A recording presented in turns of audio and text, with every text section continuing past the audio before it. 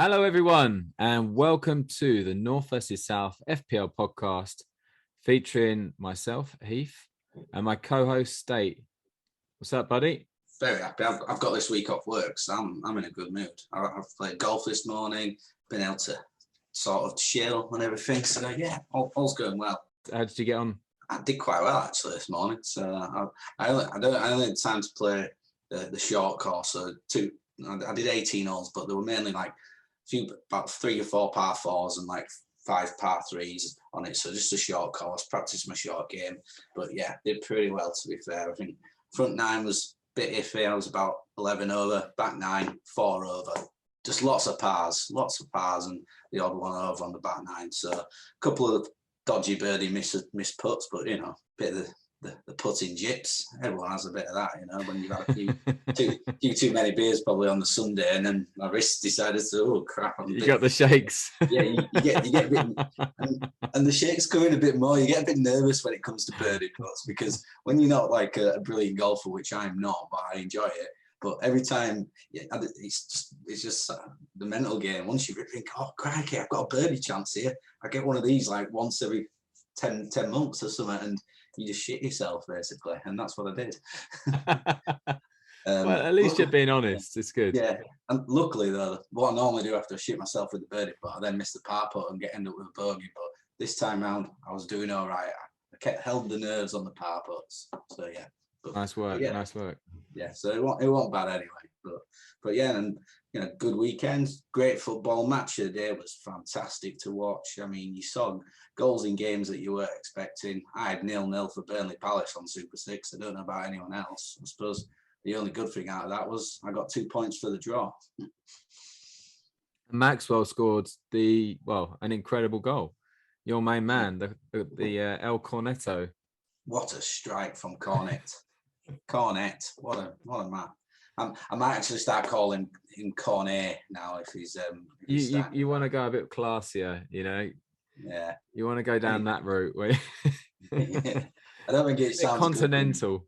Good. Yeah, it's because I've been watching David in the castle in Celebrity Getting Me Out. Oui. Yeah, so you know, I'm feeling his accent. That's what I'm doing. He wasn't happy that he lost the challenge yesterday, was he? You could see he's a competitive guy. Definitely. I mean, you can tell he's still got that competitive edge. And I tell you what, I like that. I like that a lot. You know? That's what I want to be seeing from these people. I mean, I'm not too fussed about watching it, but my missus loves it, so I'll watch it with her. And yeah, I like seeing the competitive edge between them all. I don't like it when it's all nicey. I want to see fisticuffs. That's what I want. Yeah. Same. So talking about competitions, let's get to the nitty gritty. Let's get to the hardcore, the thing that all the FPL audience out there have been waiting for. How'd you get on with your last man standing? It's heartbreaking, this, Heath. Heartbreaking.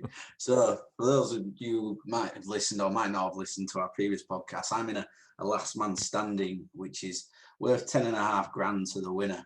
And so there's over 1,000 entrants.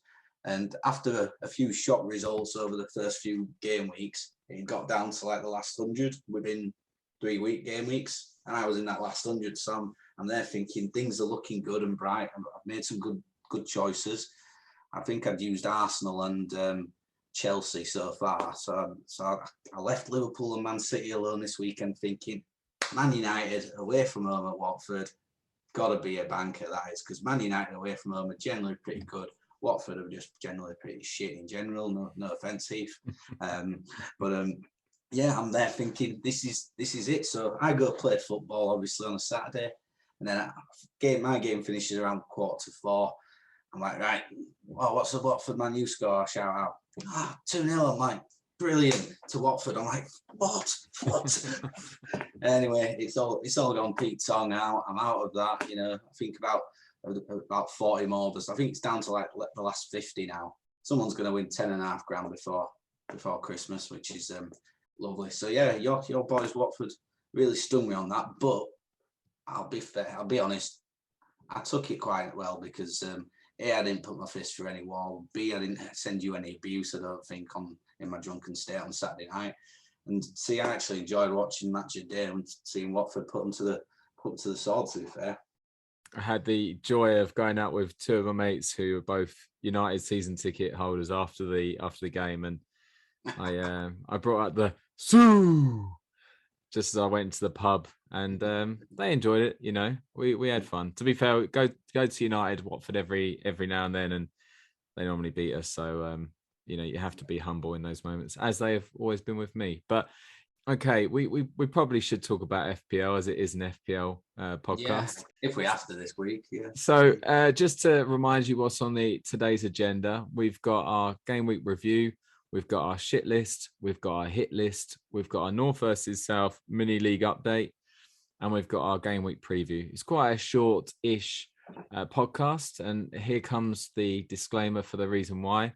Is because I have been a little bit naughty this week, and I've taken about 1,000,000 years to edit our podcast we recorded during the international break. Hence why you've not seen that yet, which huge apologies. But going out on 2 nights out in a row and nearly being 40 means that being proactive is not on my agenda when I wake up the next morning. So apologies for that. You should have it before this one comes out.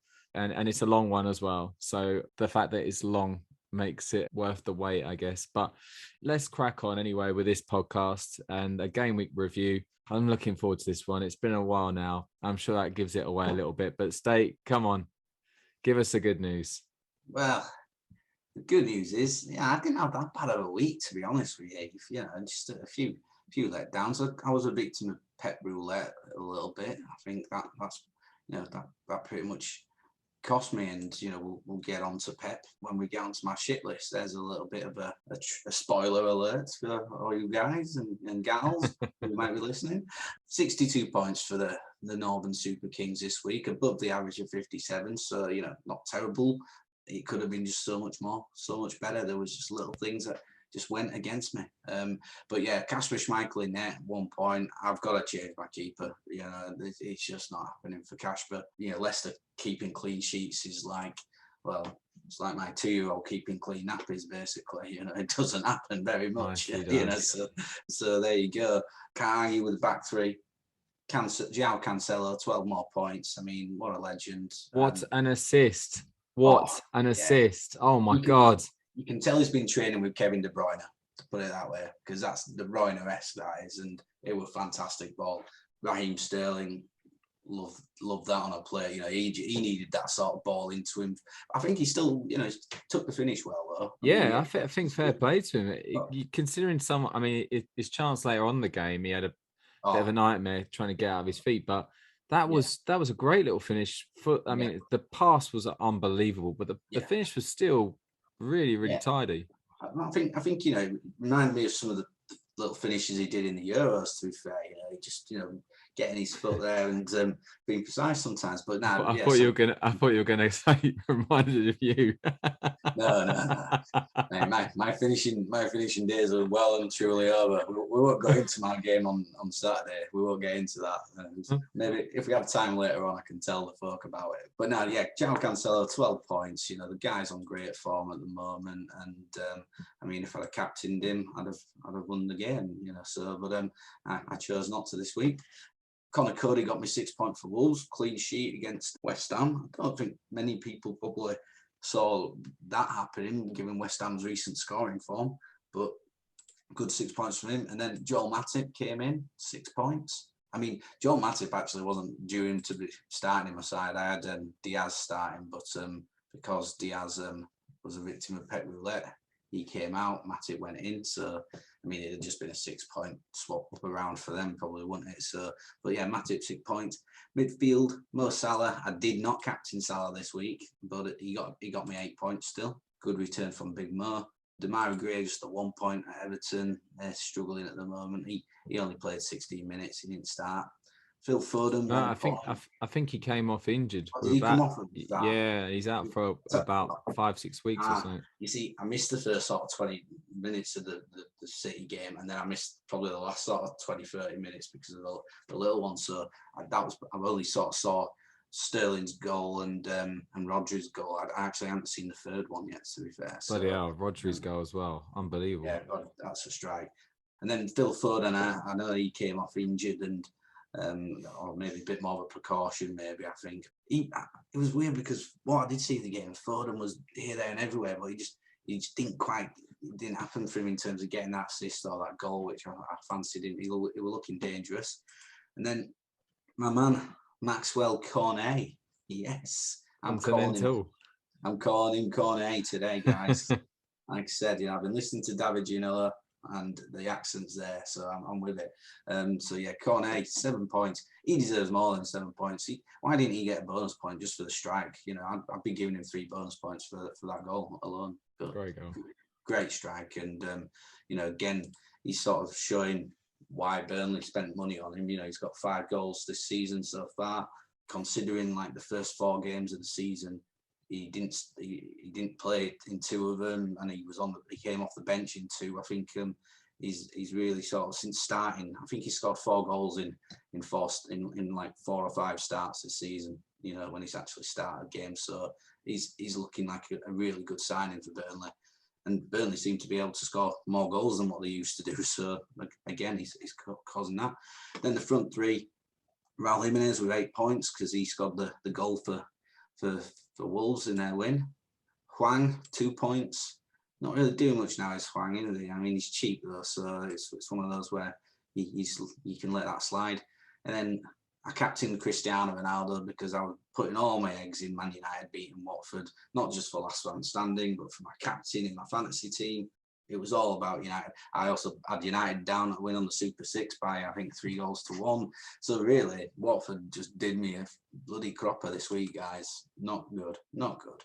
He still, Ronaldo got the assist. And I'll tell you what, I don't think it's been given much appreciation, that assist for Ronaldo, because if you look at him, when he gets up in the air, he knows the ball's a little bit behind him, and instead of just trying to do something to get it in, he sees Donny van der Beek there, and he just beautifully cushions it for him. I think it was a really, I think it just goes a bit unnoticed, that assisted, to be fair, probably because United were just so shit other than that. But it was a good. But I think he could have had a hat trick, Ronaldo, and that's the thing. I a lot of people have been slagging him off, saying that they don't want him in their team. He's too much. But I mean, this is a prime example now. That this is what I was kind of thinking. You got to hold on to Ronaldo for this moment. The moment that Ollie's gone, you've got to have Ronaldo, because whoever comes in may change everything. And let's be honest, Ronaldo is just a class football player. If things had been slightly different the other day, he could have scored a hat trick. It would be a totally different game. But yeah, but I mean, he's still got 5 points. So he got me 10 points in total. So it's not a disastrous captain spot. I had a few better picks. I mean, I should have gone for Salah really, because I know Salah's going to deliver most times. But he got another goal, did Salah? Clean sheet bonus. He didn't get any bonus points, and he was probably a bit outshone by other players this weekend. Still consistent, Mr. Salah, isn't he? To be fair, I should have just stuck with him. But yeah, 62 points. Nothing much on my bench. Norwich 0 points. Andros Townsend got 2 points. Diaz didn't get played at all for City, obviously saving him for the PSG game in midweek. And then Mason Holgate's basically suspended until next year anyway, probably, because he keeps getting sent off and doing stupid shit. So yeah, other than that, 62 points, so not bad, but as Heath will tell you all now, not good enough. And just to finish off as well, you didn't make any transfers either, so you got 2 rolled. No, you've rolled your transfer for next week, which is always a wise strategy. And I've already made them. Nice. Yeah. Not so wise a strategy, but when you know what was it a drunken rage transfer? No. This was planned anyway. This was planned last week. I've done what I had planned. So you see, ladies and gentlemen, he's a pro. This is why you're listening to him right now. Yeah.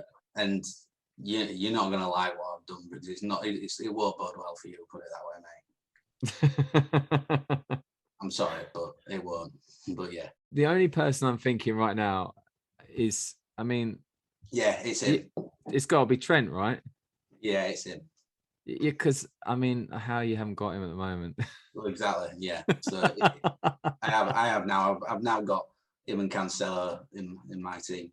Nice. Okay. Yeah, you've got problems coming up, kid. I can actually give you someone who I think is challenging at the moment. Reece James, are you finally putting him in? Yeah, My man. after weeks of me telling you, put Reece James in, kid, put Reece James, and you finally listened to me, and this is how it works for you. You just now need to realise to stop picking your captain out of them two plonkers. Then I might have to really sort of watch myself. Okay, so this week finally won a head-to-head with State, got 67 points. I made 2 transfers, which both paid off. So I brought in Gallagher of Crystal Palace and took out Ben Rama. Brought in Reece James for Cesar Azpilicueta. So I got 5 points for Ben Foster in goal. He got a cheeky assist right at the end. 14 points from Rudiger, who got a goal, got a clean sheet, and he got 2 bonus, which he did very, very well. Honestly, when you see your team, some of your better players are playing Leicester away, you're not expecting too much, but Leicester are having a bit of a stinker at the moment, so it's perfectly timed. And the new boy, Reece James, comes in and he, did really well. I mean, he got an assist, he got the clean sheet, but he got 3 bonus. And the guy is running the show for Chelsea. I mean, what is going on with these right backs in this country? Like the talent that we have in that position. We need them to, you can in some of these like managing game apps, you can like retrain your players to be just as good in the different positions. Now, England need to find a way to do this with some of these. Now, I think, you could get Trent maybe a bit further forward, maybe Reece James as the right wing back, or get one of them to play left wing back. I know Luke Shaw's decent, but he don't score. And I suppose we've got Chilwell as well. But yeah, just fullbacks in general. England just need to, tell some of these fullbacks play in different positions, and we can get you in. Yeah, this is incredible. But yeah, he's just. Yeah, I mean we've joked about it in the past, but finally brought him in, and fortunately carried on the run. Cucurella got a bit lucky with him. I say I got a bit lucky, but what happened with him was he got taken off for some reason. Villa scored, yeah. Before Villa scored. So he got a clean sheet. He did get a yellow card, but he got 5 points. I think they took off both Lamptey and Cucurella. Seemed a bit of an odd when that happens, isn't it? That's one of the winners really in FPL. When he got taken off in 63 minutes. Unfortunately, because I was watching the United Watford game, I had no idea really about all my individual players and how they're getting on. So I probably would have celebrated that one when I saw it come off, but I just didn't notice it until after the game. Why? I mean, did they pick up injuries? I suppose because no, I didn't see anything visible on match of the day, and I suppose they didn't really show anyone hobbling off. But I'm like, you brought off your 2 fullbacks when it's 0-0, and then during the last 12 minutes of the game, you concede 2 goals. I think he brought on that Solly March and we're going for a winner. Mopai, yeah, I think he was going for a winner. So, and to be fair, it sounded like Villa did hold on in there, and then just kind of the goal was a really good, fine, kind of finish, but it was an individual bit of brilliance rather than them dominating. So I think maybe it just kind of hit Brighton in the nether region by the sounds of it. But shame, because from my perspective, and I've read on social media, a couple of Brighton fans were saying that Cucurella and Lamptey were like their best players on the day. But it is what it is. But I can't complain, and it worked out perfectly for me. So I don't care about the result. I just care about that clean sheet. And maybe he'll be thinking twice to do that again. But then Reggie, he's now turned from being Sergi to Reggie. Serge Reguilon, he got the winning goal against Leeds. So he got 6 points. Pretty much got your winning goal as well. And he got the bonus. And that basically kind of won me the game in the end between State and I. Midfield, not so well, midfield and forwards not so good. All the points really were. I was big at the back, and I think a lot of people were this week in general in FPL. Mason Mount got me 3 points. Not sure really why he came off game. Maybe it was the same as Foden, injury-ish worry or something. I don't know, but he came off, and yeah, Gallagher got an assist, lively as ever. Unbelievable result, like State says. Great assist as well. You see it. Really good, yeah. He just looked up and Benteke was all on his own. Turn and everything. Yeah. Really good. Really. You're right though about the result. Like if any other season that would have been a 0-0, 1-1, 1-0, 0-1. But yeah, something's happening at Palace, and to be fair, something's happening at Burnley as well. Yeah, Benteke scoring goals. Gallagher. What's celebration though? What a shock. Benteke celebration. Weird. I don't get that. I'm sure there's some story to it. And then Son, unfortunately, my captain, just the 2 points. He did hit the crossbar, deflected shot, would have probably been an assist, but and they looked slightly better in the second half. Like they looked better in the second half, without a doubt, compared to the first half. They were awful in the first half, but second half there seemed like there was kind of something happening. There was something bubbling up at Spurs, and maybe the Conte effect is slightly getting there. Yeah, I was watching it in just in our local pub with them. I took the missus and the little one for a Sunday dinner, and sort of like said, "Oh, let's go to the pub. I'll treat you to a Sunday dinner, love." She'd been away for a weekend. She was a bit hungover and that. And look, football's on. Oh well. And to be fair, second half, everyone in the pub who were like mainly Leeds fans, they were all like, "Yeah, this is coming." Spurs were just knocking on the door, weren't they? So yeah.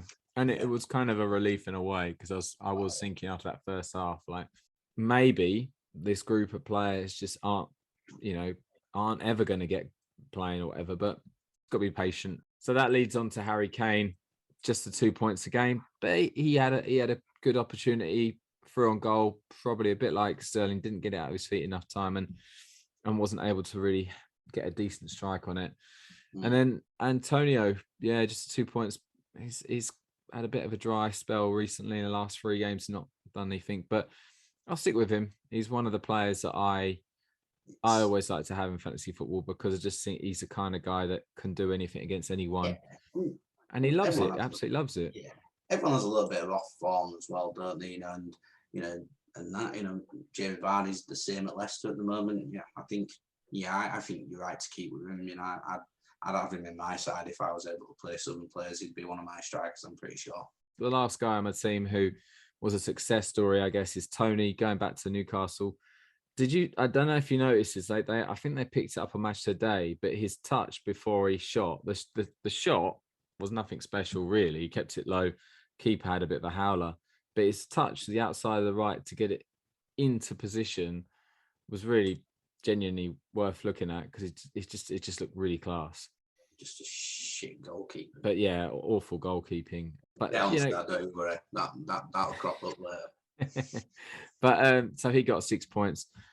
In the end, I was really happy with that. When you make 2 transfers, you want to see something from it.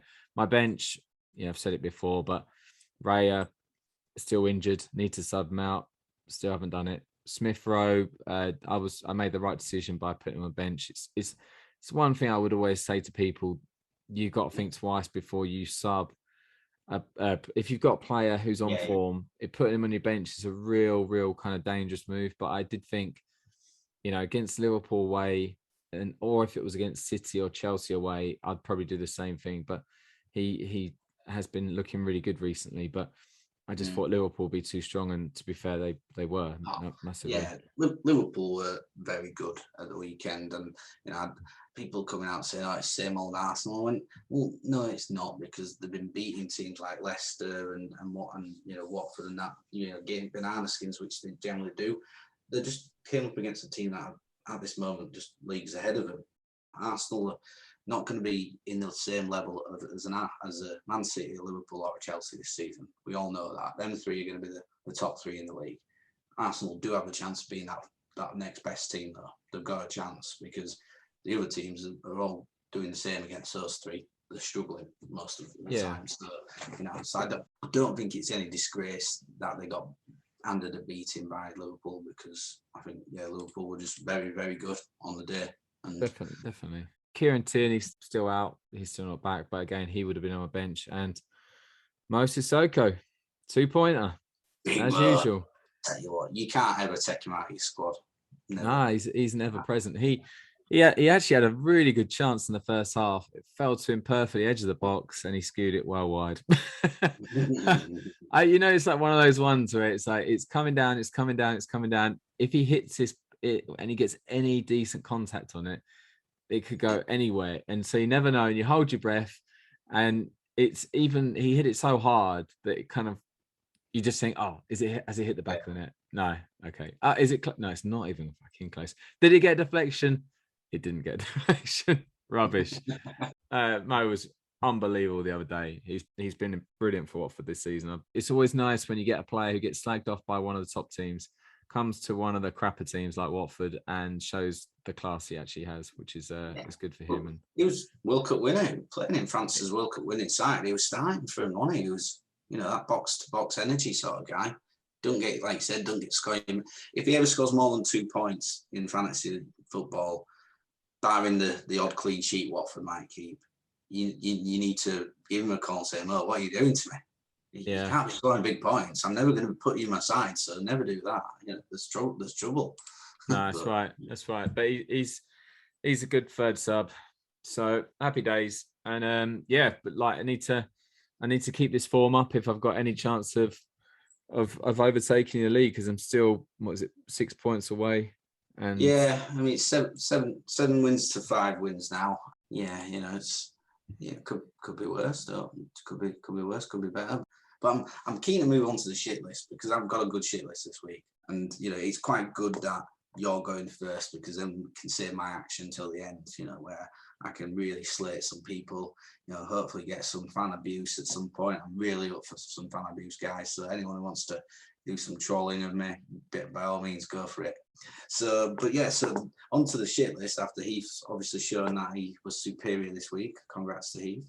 Notice how I'm not being bitter about it. I'm being quite nice about it. It's because it's because my anger is going towards my shit list. All right, so that's why.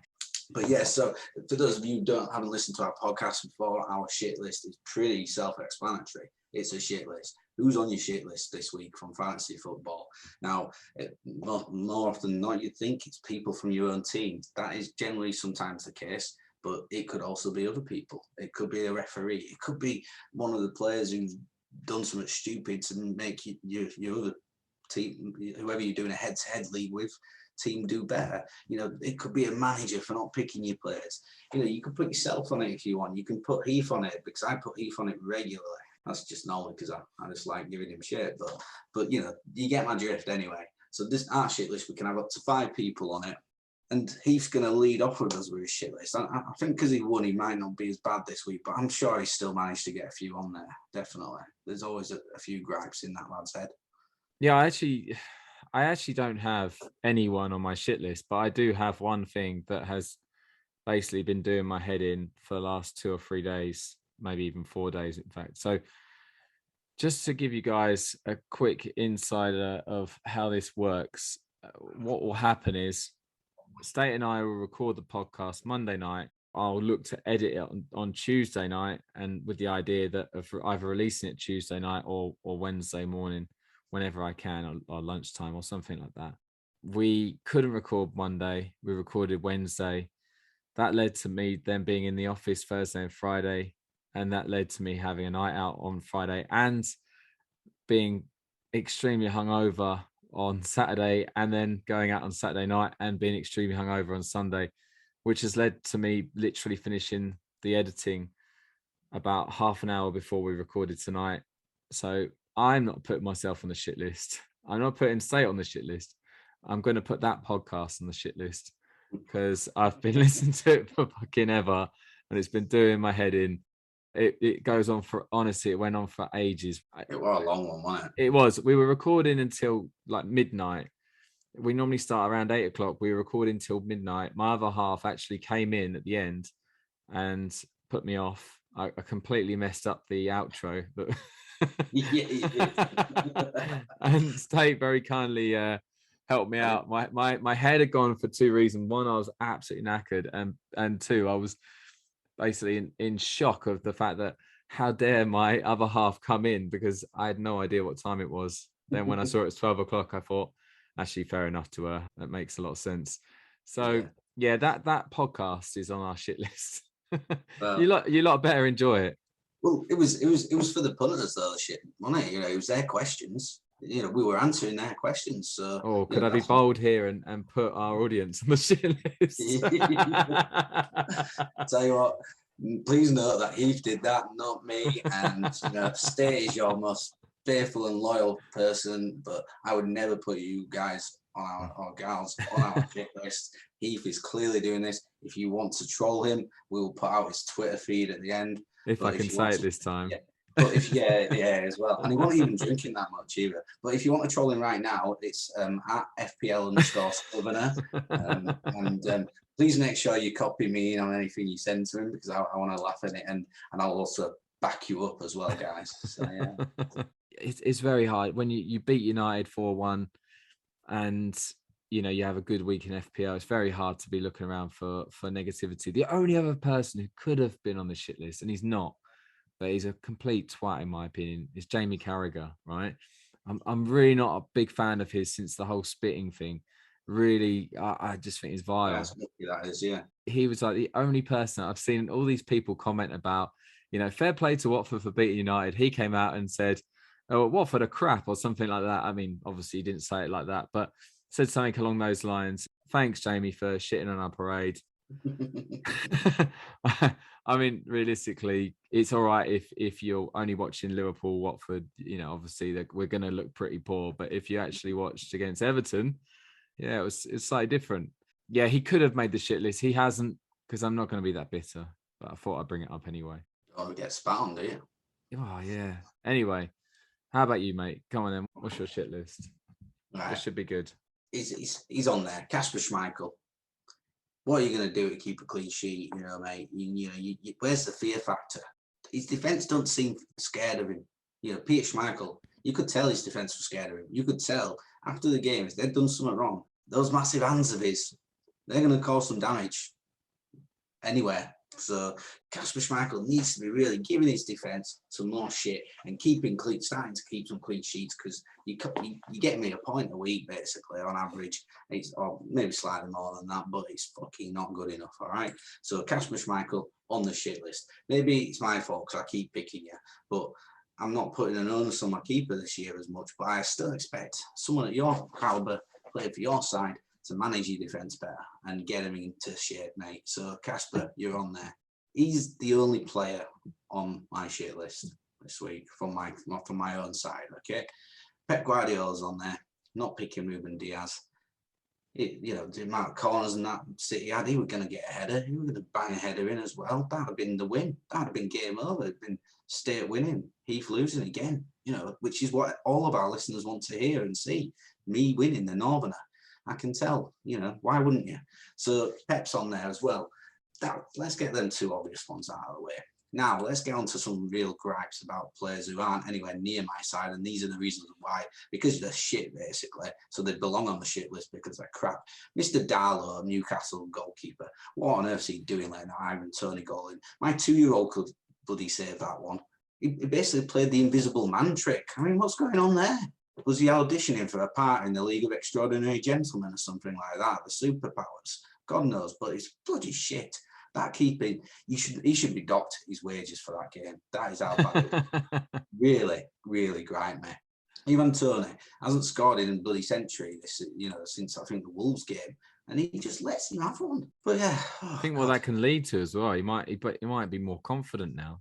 He might go on a little run. Well, that's it. You don't want to give people confidence, especially strikers. Strikers don't deserve confidence. They're all selfish twats anyway. So, definitely. You a striker, Heath. Oh, what a legend. Thanks, mate. Don't say anything else. Just leave that there, please. Well, I'm just saying, selfish people, and, you decided to just go out for a few sessions instead of, videoing our podcast, which, I was up until midnight doing when I should be getting my beauty sleep, since I've got a 2-year-old who wakes me up very early in the morning. But you, I do for you, you don't do for me. So, so that goes on to you. You're on my shit list. So all right. not prioritizing our podcast over you getting drunk. Now, granted, I agree. I could have held my hands up and done the editing, but I don't know what I'm doing. So you're the best. Which is a problem. Yeah. You're so good at it, but you're still on my shit list. Okay. So that's 4 on my shit list. And then the other one on my shit list is Thomas Tuchel. What happened to just picking Azpilicueta and letting Reece James just take it easy? What happened there? He was doing so well as it, especially because Heath kept having Azpilicueta in his side, and he was getting him 5 points most weeks, along with his yellow card. That'd have been perfect this week. If you'd have had him for 5 points, James out of his 12, I win the game. Jobs are good. So Thomas Tuchel, and maybe tell Rudiger not to go up for corners or free kicks as well. That'd be quite helpful because the guy's getting on the end of things. It's not good for my fantasy team, Thomas. And let's be honest, no one really likes fucking Chelsea. We don't want you to win the league. Outside of Leeds United, I'd say Chelsea are probably the most hated team in the Premier League. Oh, you can't hate Man U that much because everyone's loving their misery. So you're really loving Man U at the moment because of that shit. And yeah, nothing worse than a smug Chelsea fan at the end of the day, is there? Yeah, I don't know actually. I mean, the thing for me is that it's sad to see the 2 biggest clubs in the league at the moment who look like. I know Liverpool have been very good as well, but it looks like it's Chelsea City at the moment, really. And it's a bit sad, isn't it, when you just see the 2 teams who came with money and pushed themselves in that direction. But I'm sure Man City and Chelsea fans will both say, well, Man United spend a lot of money, other teams spend a lot of money, but it was quite blatant. And yeah, it's sad to see that that's what it is. But still won a league that consisted of how many of their youth teams set up though? Beckham, Neville, Scholes, Butt, Giggs, Phil Neville. That's just 6 off the top of my head, There you go. But it is, it's looking like it's going to go to one of the plastic teams, isn't it? Really. Hopefully not Chelsea. I just don't like them. Surely he must dislike Man City more than Chelsea. Why would I do that? Well, why what? Come on, explain yourself quickly. Their explanation couldn't keep you on the shit. At least Chelsea have had like the moments where you can laugh at them, where they've struggled and been mid-table, and had to sack managers left, right, and centre. It just seems like Man City have only ever been good since they've had this new, set of funds coming in, and especially since they've Guardiola, they've never really looked bad. They win the League Cup every year, which is really annoying. It's like, let someone else win it for fuck's sake. Barring Leeds and Sheffield Wednesday, I would never ever want a Southern team to do better than a Northern team. Barring Leeds and Sheffield Wednesday. Fair enough. Okay. Especially Sheffield Wednesday. To be honest, I do have like a little bit of a soft spot for Chelsea and Arsenal, only because back in the day, Arsenal were competing with United. I couldn't. When you're a kid and you support the team that's doing the best, I must admit I had those days myself. No, but obviously I wouldn't have liked Arsenal then, would I? Well, they were doing well in the late 90s, early 90s. No, it's like you when you support you. Right, you had that Arsenal shirt at university. I remember now. You know how it is, right? When your team isn't in the Premier League, you have to have allegiances with certain teams. So was that a dig? That it was a little dig. That Rotherham will never be in the Premier League. Right. It was a little dig, and I'm glad it was recognised. But most form teams in the country, thank you. Your enemy's enemy is your friend. So I couldn't stand United. I couldn't stand because they just won all the time. I couldn't stand Spurs because all of my mates supported Spurs. So I liked Arsenal because they hated both, and then I liked Chelsea because they hated both. So that's the reason why. Yeah, it's kind of. I liked Everton at one point. I don't like them now. Anyway, we're going down a bit of a rabbit hole here. Well, I mean, you slated my team. Come on. Like literally every podcast, even today's podcast, there's been Watford slating every single week. Don't know what you're talking about. I'm nothing but nice to you, all right? Even when I was editing earlier, and you're like, I'm gonna go for Man United and this, and it's like, because Watford are shite and they're definitely going down. That wasn't me. That was the other the inner devil. That was. No, I mean, by the way, I'm not sitting here thinking that Watford won't go down. I'm just thinking it's just hilarious that as I'm editing, we're talking about something that's been and gone. But anyway, no, I love Rotherham. They're great. They're just innocent and Watford always seem to beat them whenever. And also, and unbeaten since like the 11th of September in all competitions. They're doing well. I want you guys to come up. Like I said, and then go back down again, and then go back up again, and then go back down again.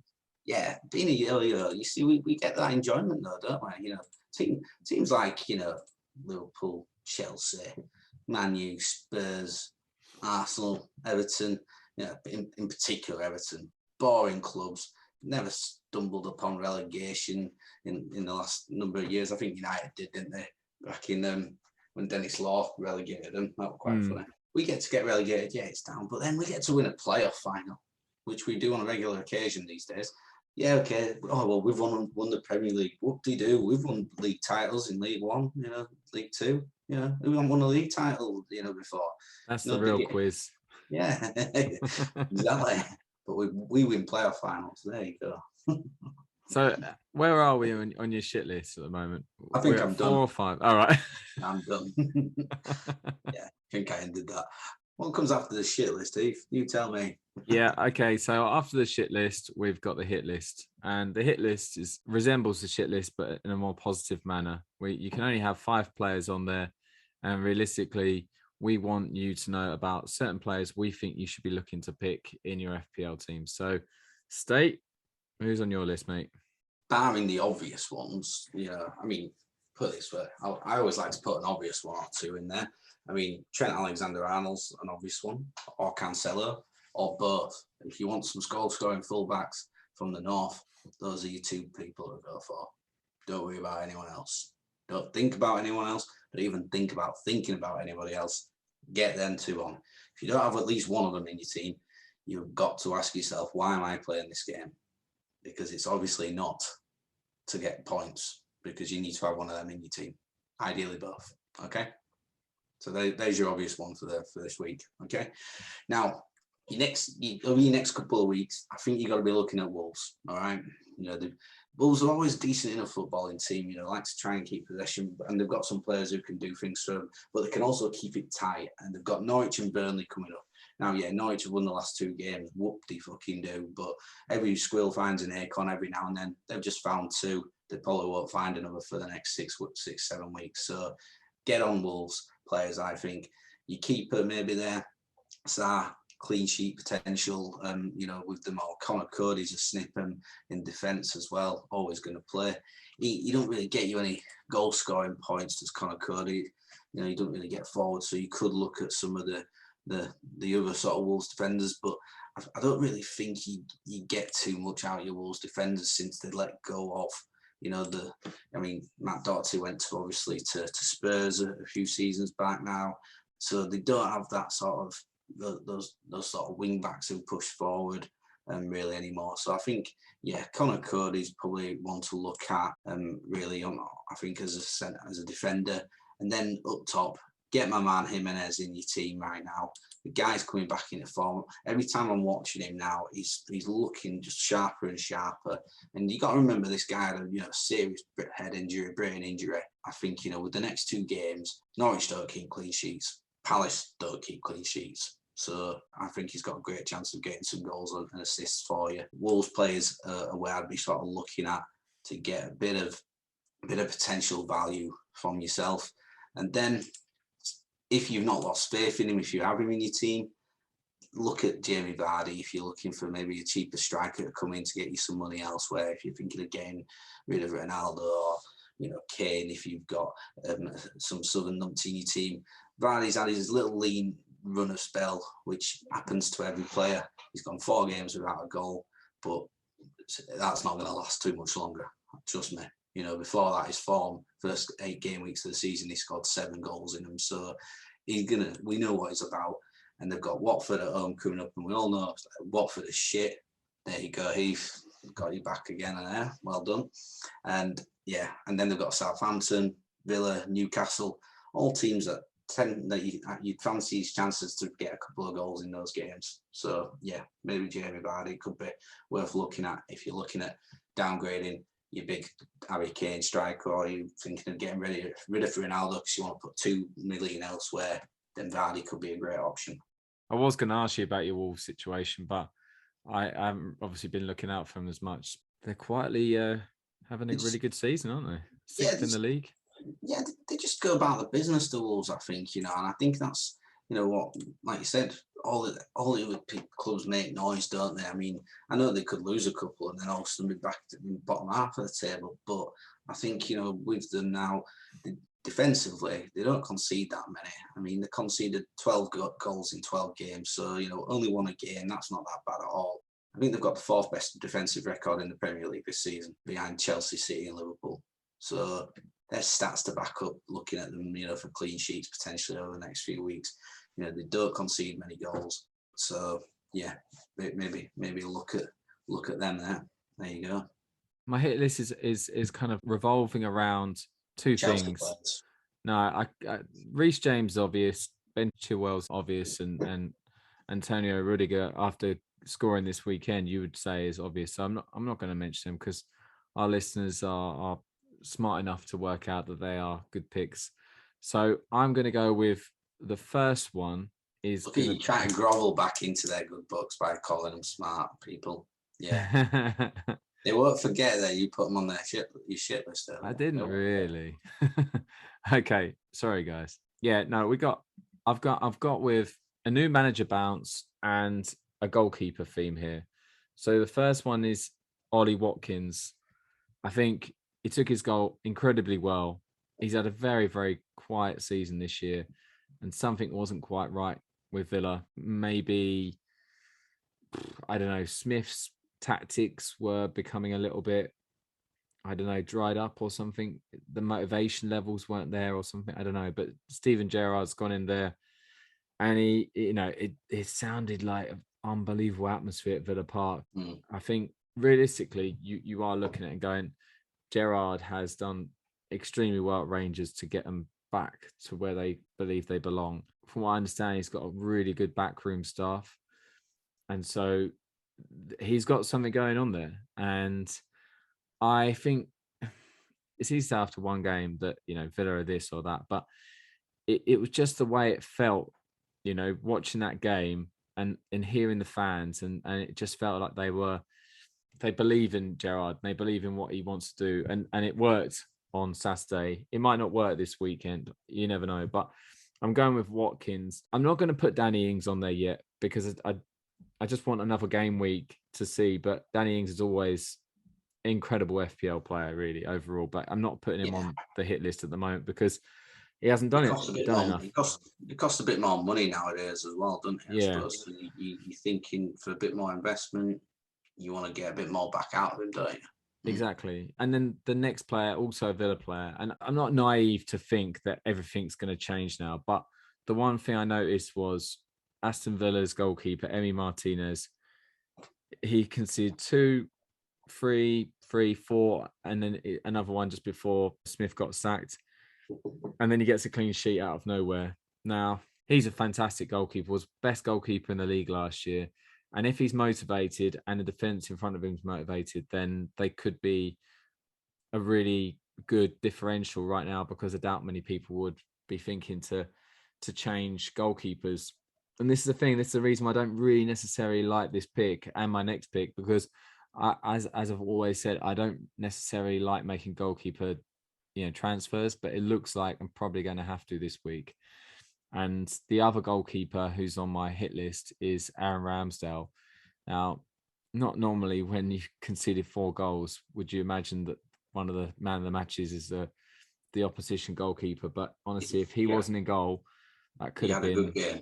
Yeah, that could have been really embarrassing. It could have been 6, 7, 8 if he hadn't been in that goal that day. He had a very good game. What about Mane's header? Some people are saying, should he maybe got a better hand to that? I mean, maybe, but the fact is, it's a free header. He's headed it across the goal. Mane misses from there. He's in trouble, isn't he? So, but yeah, I just think you can see what he's trying to do. He's trying to flick it around, but he's obviously his wrist isn't strong enough to get it all the way out. But the fact is, it's like probably awkward enough as it is. But free header that close in, because if he parries it out, someone's there to snap it up the rebound, isn't there? You know, yeah, so you know why keepers do try and do that, because they know they need to try and get enough power in it to either get it up and over, or get it round, or get it away from danger zones, on rushing people, etc. So I think, I saw what he was trying to do, but I'm just thinking, what's the flip coin here? Some people I heard say, oh, should he do better there? Like you said, clear chance, and you expect Mane to score from there, which he did. the last player on my hit list is someone who I never thought would ever be on my hit list. And he was brought up earlier for his terrible celebration. It's Christian Benteke. I honestly thought that once Odsonne Edouard came into Palace, I thought that's the end of Benteke. He's just going to be a sub for Edouard. Come on, 20 minutes at the end every game or something, just to kind of maybe make life a little bit uncomfortable for the centre backs. But Vieira has really, kind of given Benteke a lot of chances this year. And, he's got, 4 goals in his last 4 starts with a substitution against City. So the fact is that I hate to say it, guys, and like probably haven't heard this for about 5 or 6 years, but Christian Benteke is a form striker at the moment. He took his goals very well. He does have a terrible missing in though, and I think it might have been against Newcastle. He scored one, and then he just put one into the side netting, and you just thought that was awful. So he does have that in his locker, but he still scored it, the other one, and against Burnley, who are arguably one of the better, sets of defence out there, reliably good at keeping clean sheets and stuff. He scored twice, so I would fancy him going forward. But also, if you actually look at Palace's fixtures coming up, they've got some really kind of interesting fixtures. The only arguably difficult fixture they've got coming up is United away, and who knows what United's going to turn up. I mean, they have got some tough fixtures on, but again, like Leeds away last season would have been a really difficult game, but with their injury issues, and Everton at home would have been but they got injury issues as well. It could be a perfect time for Palace to play these teams, And I think the key thing to know about Palace this season, everyone who's listening, because I think it's a good shout, is that what they didn't do under Hodgson and what they are doing under Vieira is they're scoring goals. They're scoring, a fair few goals as well. They're not just, and I think barring the first couple of games of the season, I think there's only been 3 games this season where Palace haven't scored so far out of 12. And, they scored 3 this weekend, 2 against Wolves, 2 against Man City. They scored against Newcastle, Arsenal, Leicester, Brighton. Liverpool kept them out, but they put 3 past Spurs. They drew 2-2 with West Ham earlier in the season. So they're scoring goals at this Palace side, which isn't something that I suppose we've been familiar with over the previous seasons. I mean, they're not going crazy and scoring the amount of goals Liverpool and Chelsea and City are scoring, but they're putting the ball in the back of the net a lot more than what you normally expect them to be doing. So I think, as Vieira said on Match of the Day, he was like, it's great, creating chances, scoring goals. Conor Gallagher's a great reason for that, getting forward, causing problems. Benteke is obviously in form. He's probably taken a bit of the burden off Zaha, which is giving him probably a bit more freedom, because I think actually we can't just be worrying about Zaha, because we've got all these other players which will help him out. And I think Palace are, Vieira's said it himself, great, we can get forward, we can get goals. I need to learn how to teach our team to stop shipping them now. That's their problem. But I think he gives a big shout there. Benteke is in sort of form. He's not the most expensive of strikers. And if you're thinking of needing a cheap striker at 6.3 million, I think he's a bit of a snip at the moment in current form, isn't he? So, big time. Good shout, mate. Good hit list. I'm liking it.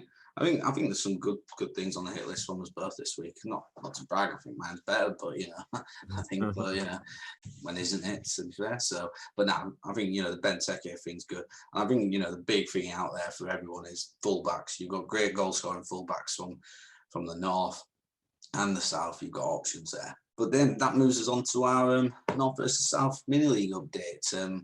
Obviously, this is the league that people, our followers, hopefully have joined. We've got a 24-person league in there.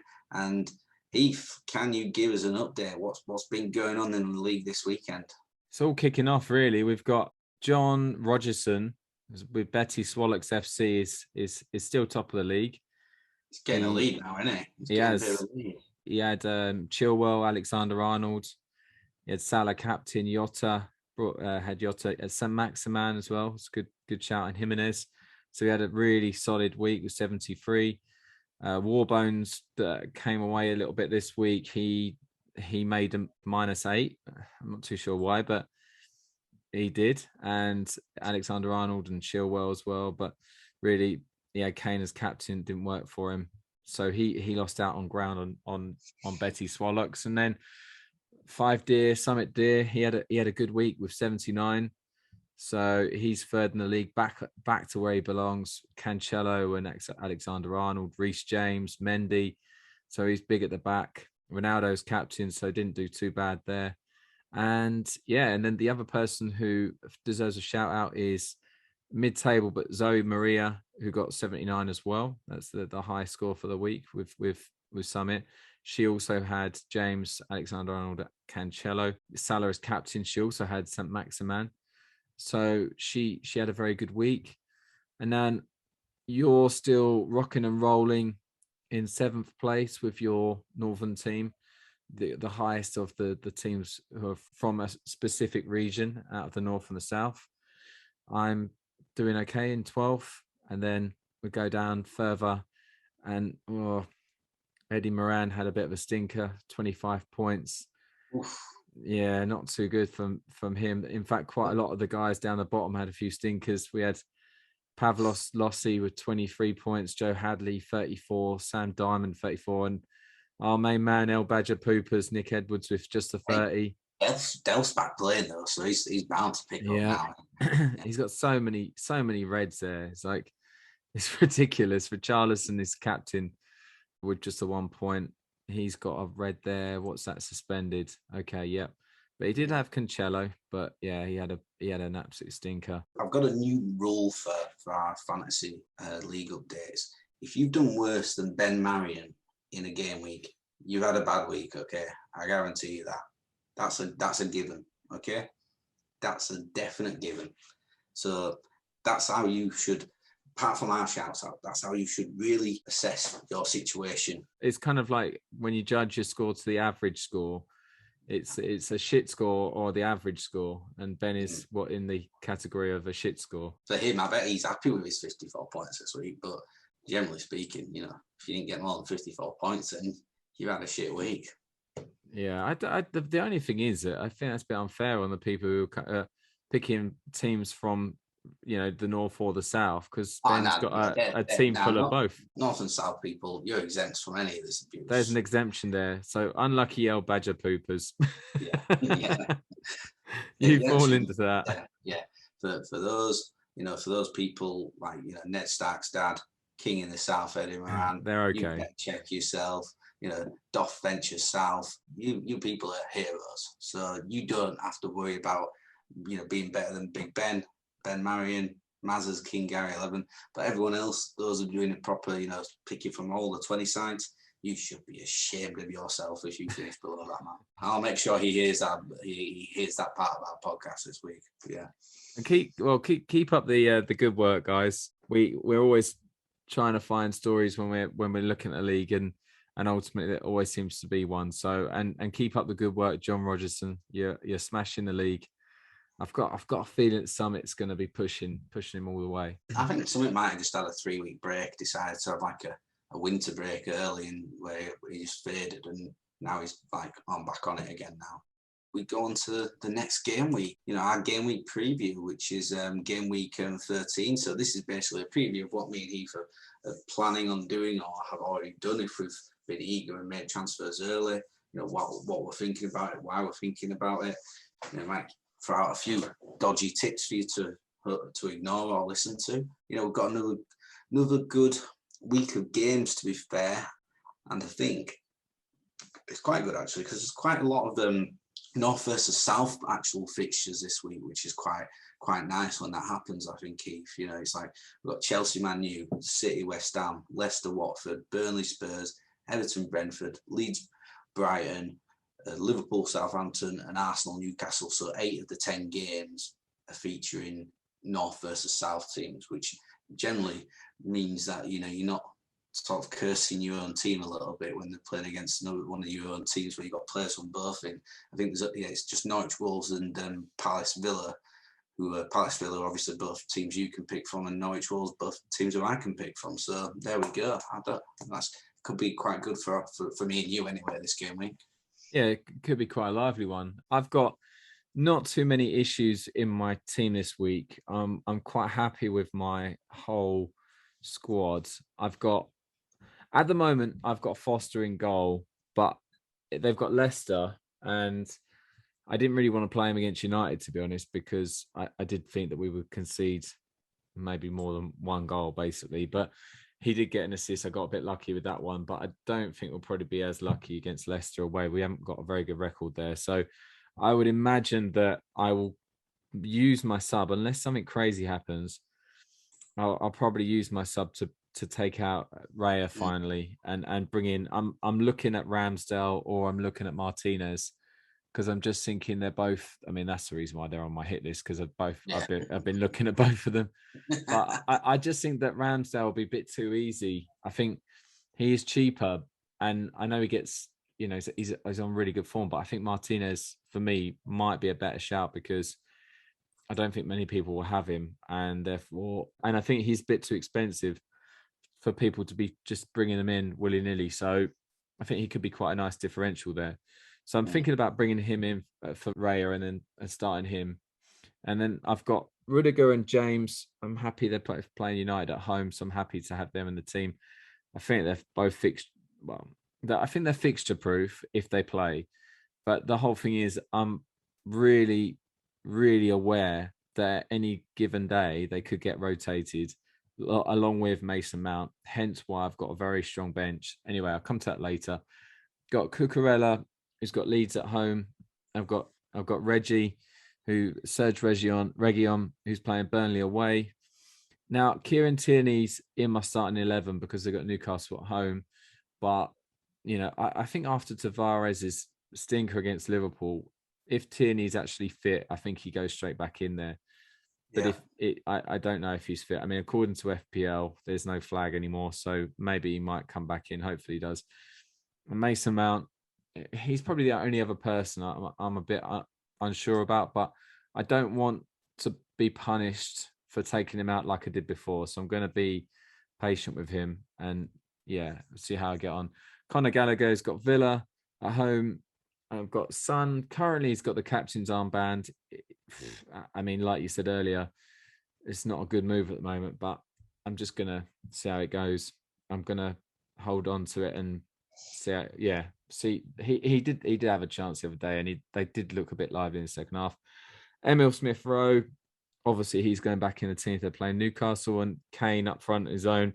My bench is at the moment going to be Foster, Ivan Toney, Mikel Antonio because they're playing Man City away, and Mo Sissoko. I think Toney actually I could bring him in.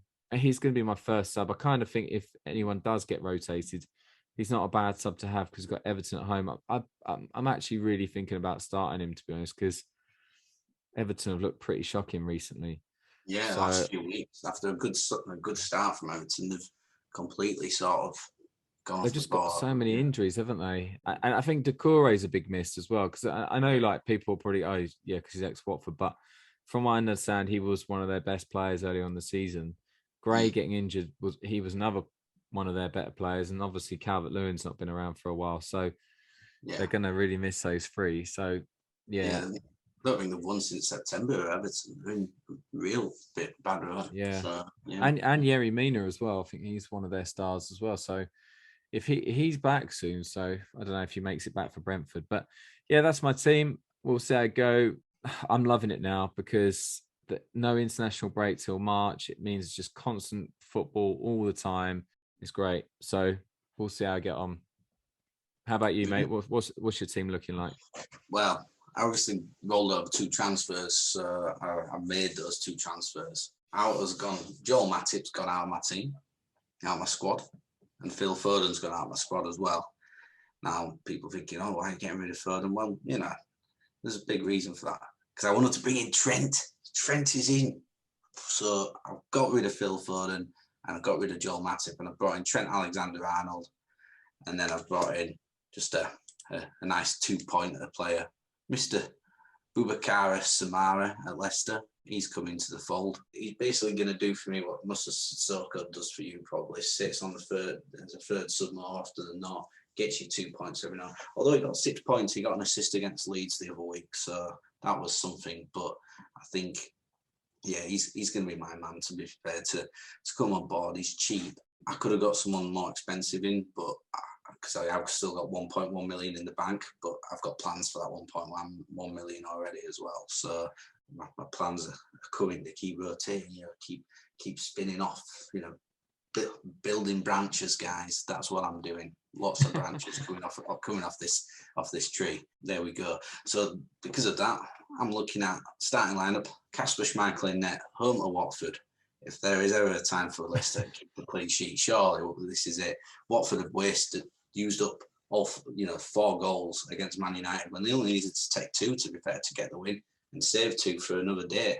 So I'm hoping they've used up a few there, and Kasper might actually keep a clean sheet. Defence, going with a solid back 4. Ruben Diaz for Man City, João Cancelo for Man City, Connor Cody, Wolves away at Norwich, and Trent Alexander-Arnold home to Southampton, screaming out for assists from Cancelo and Alexander-Arnold, bullet header from Diaz, and a clean sheet from all 4 of them. That's what I'm thinking. That'll be it. Midfield, Mo Salah, Cornet. You're being called that until you disappoint me. And Andros Townsend will probably be in there as well. He's not really doing great because Everton aren't doing great, but we know he takes penalties, so chances are he could have some.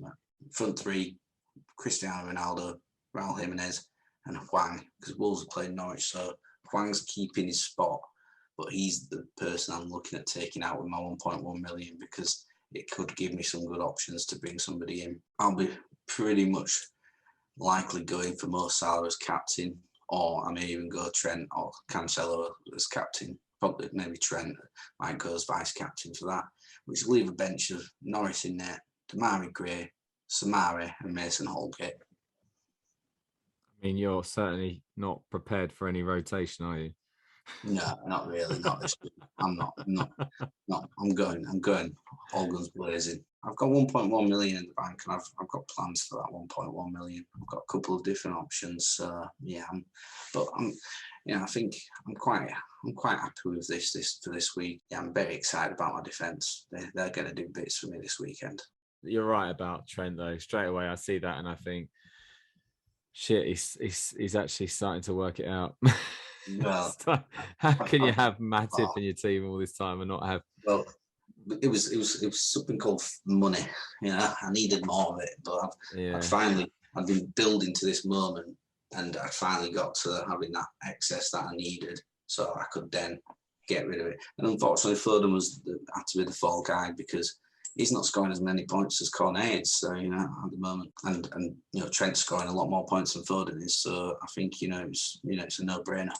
Yeah, definitely. No, I think taking out Foden is a little bit of a risk, but the fact is that you've got 2 things to think about. First of all, you've got Pep Roulette to always worry about. It doesn't matter who plays in that team. The only person who ever really seems to always play is De Bruyne when he's fit, but apart from that, everyone else gets rotated regularly. And the other issue with Foden is that he does have tendencies to be an assister of an assister, and therefore he's not going to get you points. He does have games, and do you know what? The other thing, he gets the goals in the big games at the moment. Yeah, he does. It's great for England and great for City, but not so good for FPL, where you want him to be a flat track bully and get goals against Norwich and Watford and stuff. But that's it. I don't blame you. But yeah, so that's it. But I tell you what, I'm just going to add a quick little piece into the agenda here. What's your prediction? So we've got 8 North versus South team games right here. So how many North teams and how many South teams are going to win out of those 8 games, Heath? Have a quick prediction. You don't have to say which ones, but how many do you think will win out of those games? So that's all right. I'll say it. So I think Arsenal Newcastle we start with because they're 12th. I think that could easily be a draw, but I think Arsenal will win it. But that's got upset written all over it with the way Newcastle were playing the other day and the way that Arsenal were against us the other day. That has like an unexpected Newcastle win or a draw written all over it. But I'm going to go with an Arsenal win to play it safe. I think again, because of the Villa new bounce, I'd say that it could be. I would go with a draw for Palace Villa. Liverpool have got to beat Southampton, so that's 1-1. Then I'd go, well, Norwich Wolves don't matter. Actually, yeah, Palace Villa didn't matter either, actually. So Norwich Wolves, you've got to go for a Wolves win, really. Brighton Leeds are just, they're struggling with a lot of injuries, so Brighton win that. So that's 2-1 to the Southerns. Brentford, Everton, same thing. But I don't know. Yeah, I might go for a draw with that one. So still 2-1 to the Southerns. Burnley Spurs will win that. I reckon they'll be bouncing after that win against Leeds. That's 3-1 the Southern. Leicester Watford, obviously that's going to be an away win. So that's 4-1. No, I'm joking. Honestly, like Leicester have got a great record, so I'm going to go with Leicester to win that. So that's 3-2. City to beat West Ham, so that's 3-3. And then Chelsea to beat Man United. So that's 4-3 to the Southerns. So you're going 4-3 to the Southerns from the 8. Yeah. Like it. Yeah. Fair enough. I'm a bit different on that to you, to be fair. I agree. Arsenal to beat Newcastle 1-0. Liverpool to equal things up 1-1. I think Leeds are going to win at Brighton this weekend. Okay. I don't like backing Leeds, but I think they are. Rafinha should be back, I think, and a few others. I think Leeds might surprise a few people this weekend and get a cheeky win there. Draw at worst, but yeah, I saw enough of them in the first half without a few key players against Spurs that they've still got, they're still not a side to be taken lightly. So I'm going to go for Leeds to make it 2-1 there. I think Everton, Brentford will be a draw as well. I'm in agreement with you there. Spurs will win at Burnley 2-2. Leicester and Man City both to win, so that's 4-2. And Chelsea to beat Man United 4-3. So I'm going 4-3 to the Northerners, to be fair. That's worked out quite nicely. We've both gone that way. Yeah. And I think, we both went for Brentford Everton to be a draw, which, that game could go anywhere. It could easily. The thing about it is that when you're the favourite when you're a promoted team and you're arguably favourite to beat an established Premier League team like Everton, that's the moment where a team like Everton then go and kind of get the result. Show why they're the Premier League sort of side. Exactly. You can't underestimate anyone in the league, but that could, because it happened with Brentford against Norwich, right? You thought, well, Brentford should beat Norwich, and Norwich got the result even when Farker was still in charge. So that could be an interesting game, and it's on Sky. Probably won't watch it if I'm being honest with you, but it's there for other people. Yeah. Fair enough, mate. Fair enough. Nah, good shout. Anyway, I just thought I'd throw that in there. Little nice game, little cheeky game for us all to have a bit of a competition about and a chat about next week. See how we got on that as well. Really, really enjoyed that. That was a great podcast. It felt very positive from both sides this week, rather than one of us being down the dumps and the other one being up in the clouds. So I think that was a really good podcast. Hopefully I'll get this edited a lot quicker than the other one. And you guys, notes, you guys will have the joy of having 2 podcasts in a week. So you're welcome. Just to remind you of our Twitter handles, State is FPL_Northerner and I am FPL_Southerner. And if you've got any feedback or anything you want to say, please DM us or just mention us, at us, whatever on Twitter, and we'd love to hear from you. Yeah, and anything you want us to chat about, yeah, we'll chat about it basically. And I've noticed you're starting to get some followers, mate. You're on your way. Oh, just what can I say? It's the charisma. Friends, Twitter friends. It's just Northern charisma. People know where it's at, and it's right here. Nice. in the great land of West Yorkshire. Yes. Nice. Okay, guys. Well, good luck in this week's game week, and we'll be back next week. Yeah, enjoy, guys.